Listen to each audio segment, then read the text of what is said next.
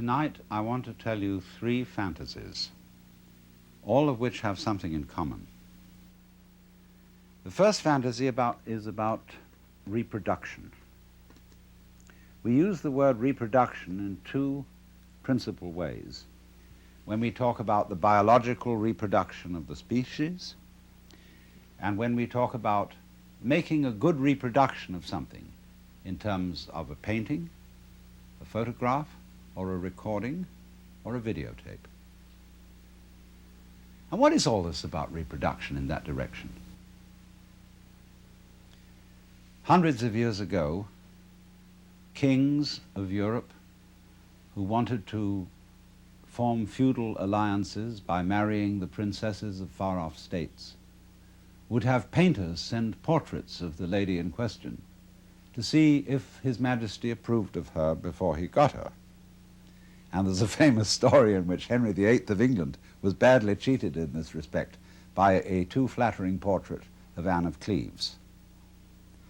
And therefore there grew up a kind of morale among artists in the European tradition to make faithful reproductions of people.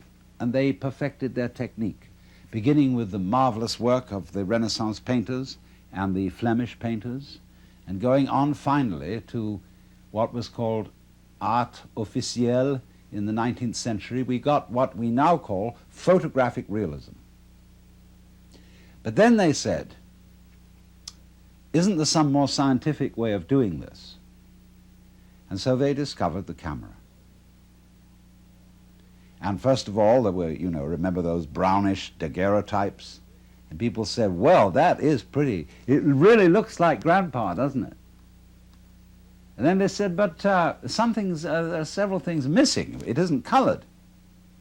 So first of all, they tinted them. And then they said, well, it's real lifelike. But then they went on to say, but there are some people whose whole style of life, whose personality is in the way they move.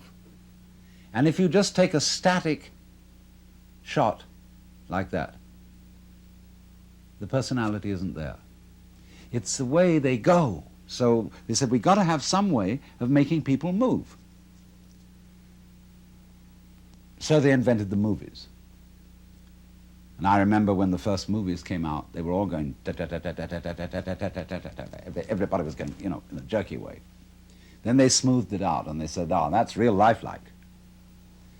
But they said then, but there's another thing about reproducing people, which is that they talk, and a whole lot of their personality is in the voice. So can't we have them talking at the same time that they move? So they invented the talkies. And then to get it more lifelike still, they colored them. They said, wow, now we're really getting somewhere. Then, to make it even more real, they put it in 3D. And you had to wear sort of spectacles over your face to see it that way. But then they went on to say, why is it that every time we want to see one of these things, we have to go down to the center of town? Can't we have it all at home? And so television came on. And in television, they first of all started out with black and white, and it was kind of like Robert Benchley once described the cuts in French newspapers as all looking as if they'd been made on bread. Well, that was television at a certain period. And then they improved it, and then they colored it, and that's where we are now. Not quite. Because somebody has come out with the thing that we shall all be seeing soon, which is the hologram. A television image produced by laser beams where you see a three-dimensional figure out in the air in front of you. I say, isn't that marvelous? Whew. And then, but of course, when you go up to it and you put your hand on it, your hand goes right through it. You can't touch it. And you see, that was always the trouble with television. Because you look at whatever you're seeing behind a screen. It's intangible, it doesn't smell, and it won't relate to you. So these are further problems to be solved in the techniques of electronic reproduction, and they'll do it. They'll first of all manage a way in which the electronic emission sources can solidify and make the air vibrate so that you go up and you touch the figure and you won't be able to push your hand through it because the air will be going faster than your hand. Imagine that. You can actually, if there's a beautiful dancer on the television, you'll be able to go up and embrace her. But she won't know you're there. And she won't respond to you. And you'll say, well, that's not very lifelike. Just as they once said, if the photograph doesn't move, it's not very lifelike. If it doesn't talk, it's not very lifelike. They'll next say, if the reproduction in 3 dimensions solid doesn't respond, it's not very lifelike. So they'll have to figure out a technique for doing that. What will they do? Well, I tell you. Sitting in your home, where you're watching the scene on a kind of stage now, not on a screen, there'll be a TV camera observing you. And that TV camera will report back everything you do into a computer. And the computer will so manage each bit of information, that's to say, each tiny little granule unit of information going into the image that you're looking at, that it will immediately decide what is the appropriate response to the approach that you are making to the image. Won't that be crazy? You know, she may slap you in the face and she may kiss you. You never know. But then you say, no, this is still not really the kind of reproduction we wanted. What we wanted when we looked at this scene is to be able to identify with one of the characters. We wanted to not just watch the drama that's being performed on the stage in front of us, but actually get into it. And so we want to be wired in with electrodes on the brain so that we will actually feel the emotions of the people acting on the stage. And so eventually we will get absolutely perfect reproduction.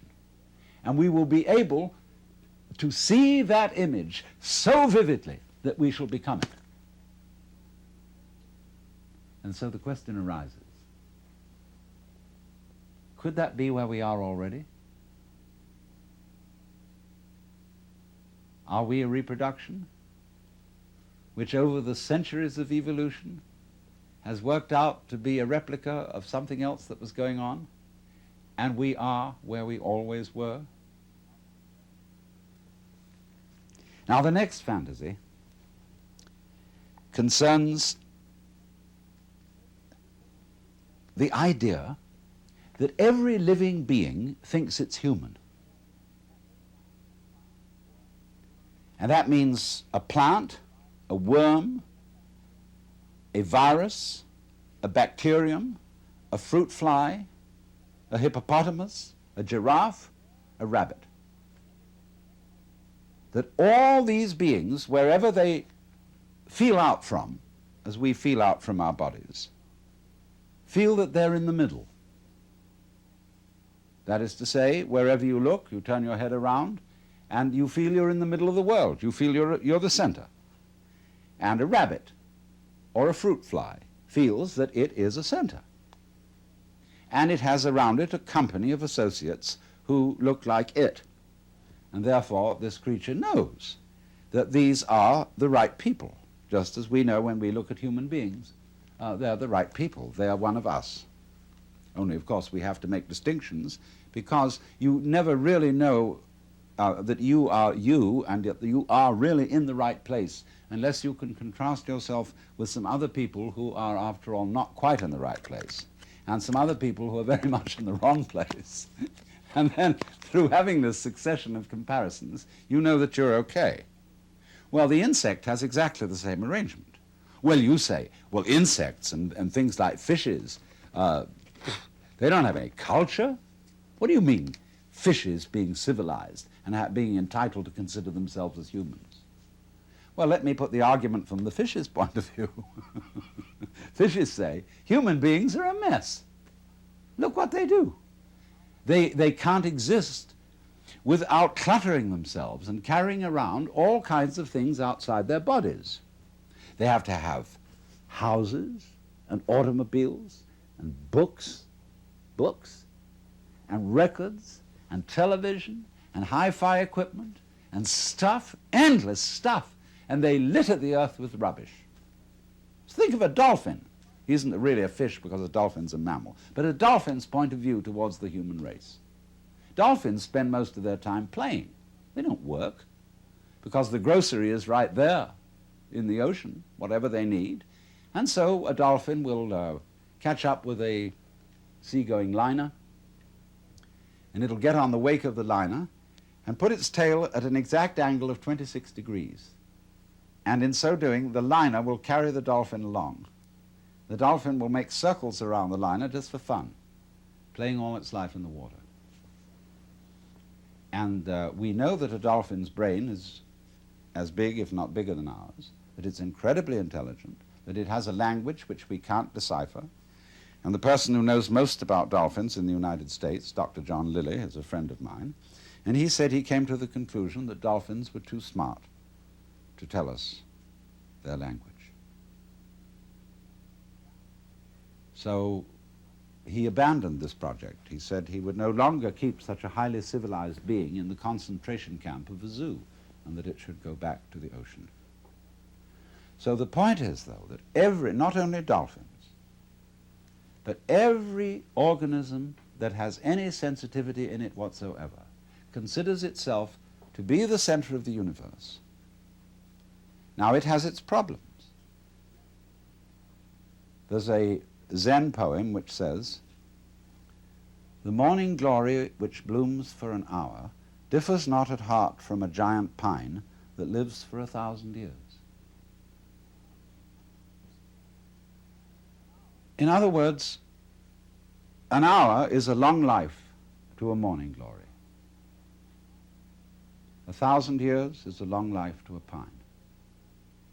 And our 80 years and 10, or as the insurance company's actuarial tables put it, somewhere between 65 and 70 years as an average human life, seems about the right length of life. I mean, there are people who want to go on and are in quest of immortality and have their bodies frozen in case there should develop in the future some technique by which they could be revived. But I really don't go for that idea, because nature has mercifully arranged the principle of forgettery as well as the principle of memory. If you always and always and always remembered everything, you see, you would be like a piece of paper which had been painted over and painted over and painted over until there was no space left, and you wouldn't be able to distinguish between one thing and another.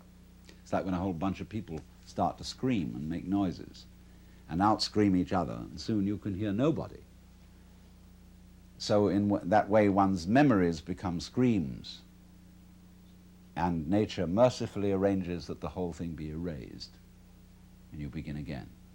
You see, it doesn't matter in what form you begin, whether you begin again as a human being, or as a fruit fly, a butterfly, or a beetle, or a bird. It feels the same way that you feel now.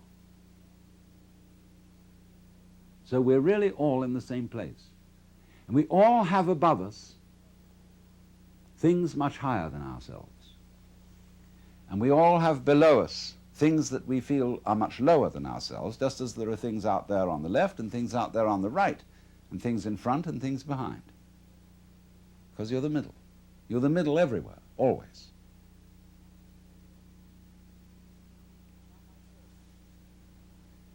Now my third fantasy.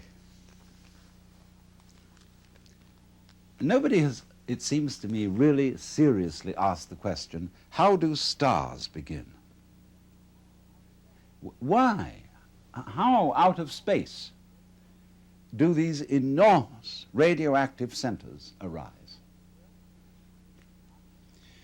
Well, I'm going to solve this problem on the principle of the egg and the hen, because it is said a chicken is one egg's way of becoming other eggs. And if you've understood my second fantasy, you will see how that could be true. Now let's suppose then that a planet is one star's way of becoming another star. You know, stars, when they explode, they send a lot of goo out into space, and some of this goo solidifies into balls which get in orbit and spin round the star. And in one chance in 1,000 maybe, one of those balls will become like the planet Earth, and slowly upon it will arise what some people might call a disease called the bacteria of intelligent life. And they have a notion, these things that we call alive, that they ought to go on. And, you know, they have a fixed idea in their heads that they should keep on doing whatever it is they're doing, and they should always be doing it better. So they divide themselves into different species, and these species compete with each other in order to, as it were, flex their muscles and get better and better at whatever it is they are. And they go on doing this until one species really establishes itself as top species in the particular area on the particular planet, as we human beings, Homo sapiens, have established ourselves as top species on Earth, whatever top means. Well then, when we have a little leisure and don't have to spend all our time finding food to put into our mouths, we start asking questions. And we look around at each other and everything and say, what is this? I mean, what's going on here? Well, some people say, that's a stupid question to ask. Why don't you just go on doing your work? Go hunting, go farming, go doing your business. They say, no, there are higher things. And so they create a special class of people who are in India called Brahmins, among us, philosophers, scientists, theologians, thinkers. And they go into this question, and they're allowed to stop farming, to stop hunting, to stop mining, to stop scrubbing floors, and to go to very special places called universities, where they can sit around and think about what is going on. Well, they think about this. First of all, they do what they call philosophy, which is they try to say what it means, what does the word be? What does the word exist mean? What do we mean when we say we're here? Well, they find they can't discuss that very far, because the word stops meaning anything. It sort of becomes a noise. They say, no, we're not really getting to the point. What we've got to do is, instead of thinking all the time and just theorizing and talking words about what's going on, we've got to investigate it experimentally. We've somehow got to look into this stuff that we call reality, a material world, and find out what it is. So they start chopping it up. See? They go into flowers and they chop up the seeds and they look into the middle of the seeds. They find something there and then they have to get a magnifying glass and look in on that and get smaller and smaller and smaller. And they reason they must eventually come to some particle called an atom. In Greek, atom means atomos, non-cuttable, what you can't split any further. So they come down to the atomos, that than which there is no whicher, they thought. But then they found they could split that atom. They could find the electron, the positron, the meson, etc., etc., etc., forever.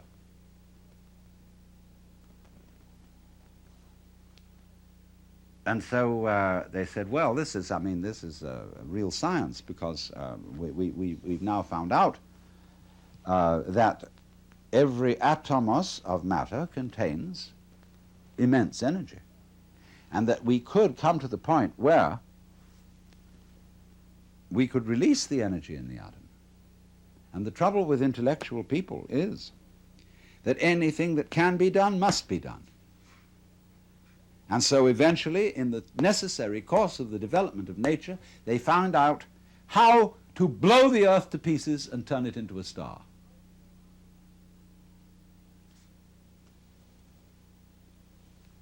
So that may be, you see, how stars originate. They have planets, like chickens have eggs, and the eggs burst and turn into chickens. And planets burst through the agency of intelligent life and turn into stars, which throw out other mud balls, some of which stand a reasonable chance, about as reasonable a chance as, say, any male spermatozoon stands when it enters the female womb of becoming a baby. 1 in a million. And those spermatozoa are in exactly the same position as the planets and the stars. Now, I tell you, this is a fantasy. But you may ask me, isn't it a rather unpleasant fantasy? Aren't things going the wrong way, the wrong direction? In other words, if the whole point of life, I mean, this tender biological substance with all its tubes and filaments and nerves, which is so very sensitive, if all this is to end up in fire, into an absolute blaze of light, don't we say, oh, what a shame? Is that the way it ends?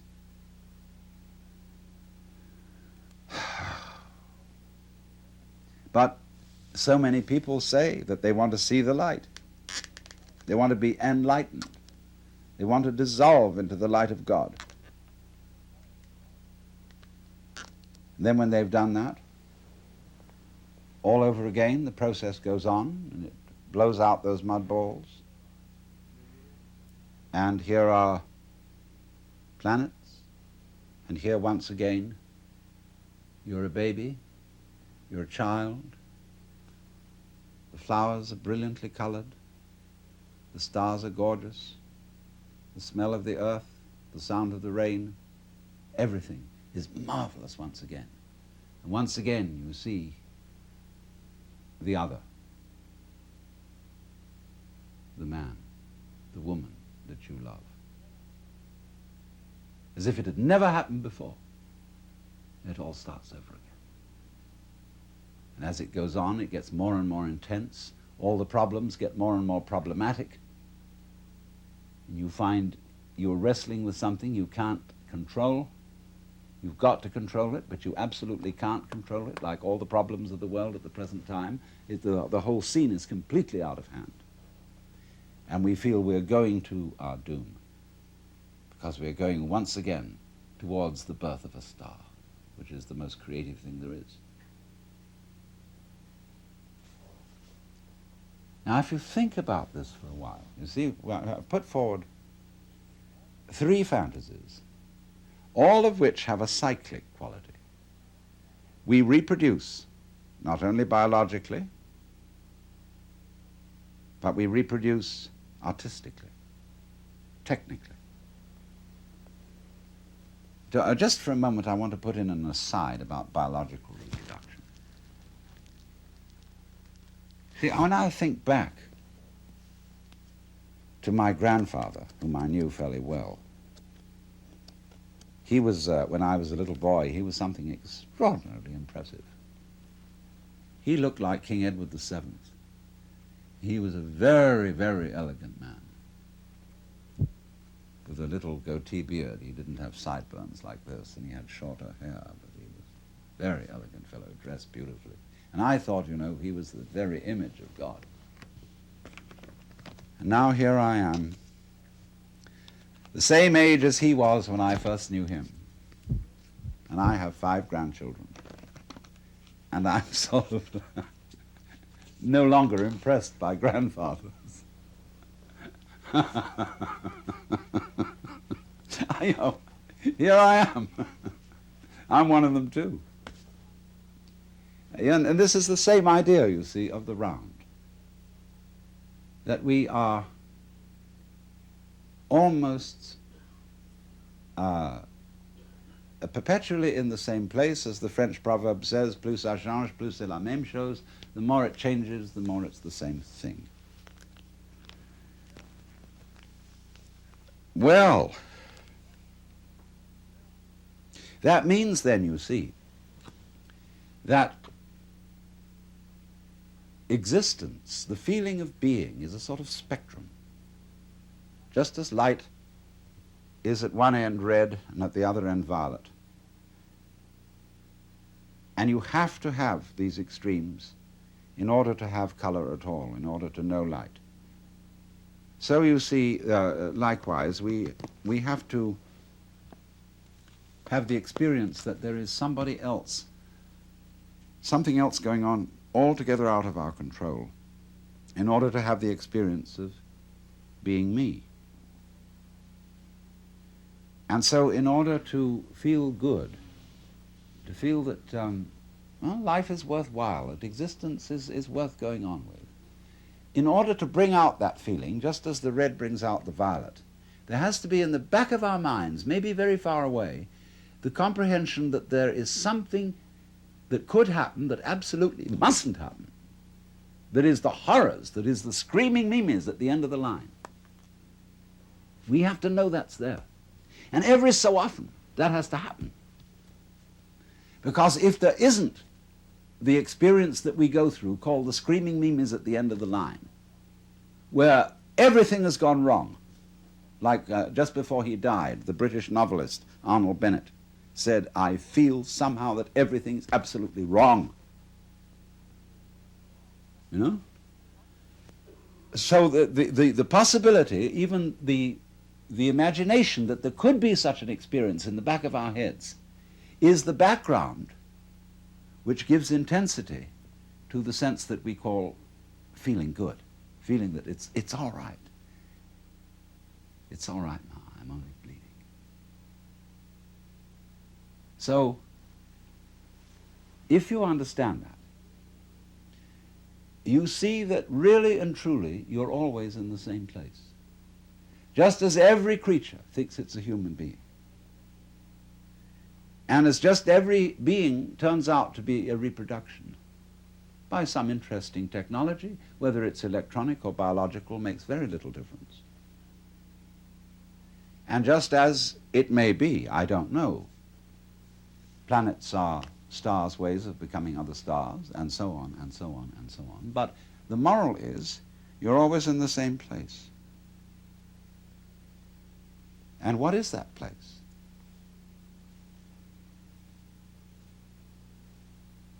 You can ask yourself very, very, I won't say seriously, because this isn't really serious, it's sincere.